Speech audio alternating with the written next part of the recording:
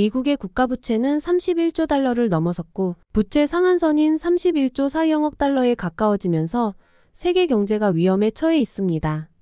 부채 상한선은 정치적으로 만들어진 것으로 다른 어떤 국가도 이러한 장치를 시행하지 않고 있습니다. 그러나 이 문제를 해결하려면 워싱턴의 교착 상태로 인해 정치적 해결이 보장되지 않습니다. 이러한 불확실성으로 인해 제닛 옐런 재무장관의 최근 경고, 이후 6월 초에 만기가 도래하는 국채 수익률이 상승하는 등 이미 투자자들의 불안감이 커지고 있습니다. 과거에 그랬던 것처럼 정치인들이 교착 상태에 대한 해결책을 찾을 것으로 예상되지만 미국 부채의 꾸준한 증가는 미국의 재정 건전성이 악화되고 있음을 강조합니다. 취약성의 핵심 척도는 부채 수준 자체가 아니라 향후 10년간 평균 6.1%가 될 것으로 예상되는 재정 적자 폭증입니다. 이 추정치는 경기 침체나 바이든 행정부의 산업 정책의 실제 비용을 고려하지 않았기 때문에 부족할 가능성이 높습니다. 법이 바뀌고 적자가 확대되는 경향이 있기 때문에 정치적 환경도 적자에 영향을 미칩니다. 예를 들어 의회 예산국 12호은 트럼프의 감세 조치가 2025년에 만료될 것이라고 가정해야 하지만 세금을 인상하려는 정치인은 거의 없습니다. 또한 바이든의 학자금 대출 탕감 계획은 적자를 가중시킬 수 있습니다. 이러한 변수를 고려할 때 향후 10년간 재정 적자는 평균 7%가 될 수 있으며 이는 국가 부채가 훨씬 더 커질 수 있습니다. 적자와 부채는 시간이 지남에 따라 경제에 해를 끼치는 부식성 요인으로 볼 수 있습니다. 부채가 많으면 지난 한 해 동안 분명하게 나타난 높은 금리를 감당하기가 더 어려워집니다.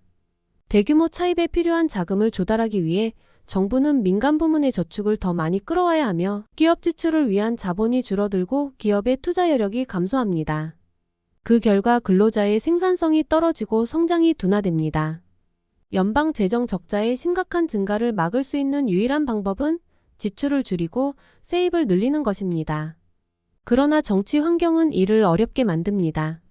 공화당과 민주당 모두 인기 없는 해법을 피하는 법을 배웠기 때문에 재정 정책을 지속 가능한 방향으로 이끄는 정책을 개발하거나 합의하는 것이 점점 더 어려워지고 있습니다.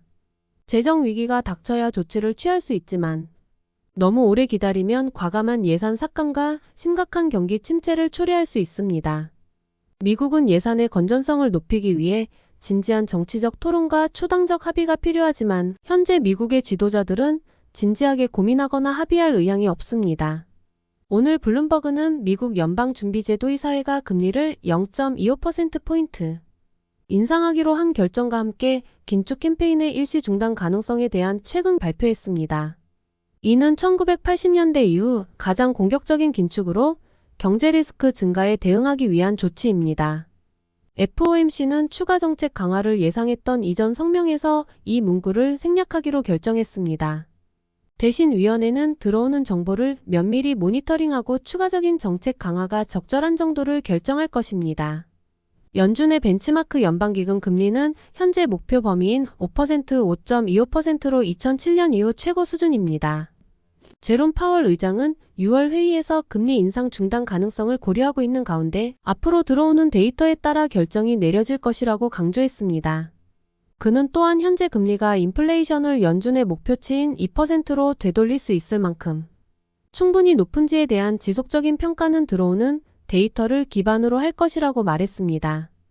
은행 시스템의 지속적인 스트레스에도 불구하고 정책 이반자들은 잠재적으로 고용을 희생시키면서까지 인플레이션이 계속 둔화되도록 하겠다는 결의를 유지하고 있습니다. 파월 의장은 가계와 기업의 신용 조건이 더 엄격해지면 경제활동, 고용, 인플레이션에 부담이 될 수 있지만 이러한 영향의 정도는 아직 불확실하다는 점을 인정했습니다. 또한 파월 의장은 완만한 경기 침체가 발생할 가능성은 있지만 경기 침체를 피할 가능성이 더 높다고 말했습니다. 이는 지난 3월 캘리포니아의 실리콘밸리 은행과 뉴욕의 시그니처 은행이 무너지는 등 2008년 이후 최대 규모의 은행 부실 사태에 대한 우려 속에서 나온 발언입니다. 그러나 FOMC는 미국 은행 시스템이 건전하고 탄력적이라고 재차 강조했습니다. 마지막으로 2024년 대선 캠페인이 다가오면서 엘리자베스 워런 상원의원과 버니 샌더스 상원의원이 파월 의장에게 금리 인상 중단을 촉구하는 등 정치적 압박이 커지고 있습니다. 연준은 금리 인상이 끝났을지라도 인플레이션이 목표치인 2%로 계속 하락할 수 있도록 높은 금리를 유지하겠다고 약속했습니다.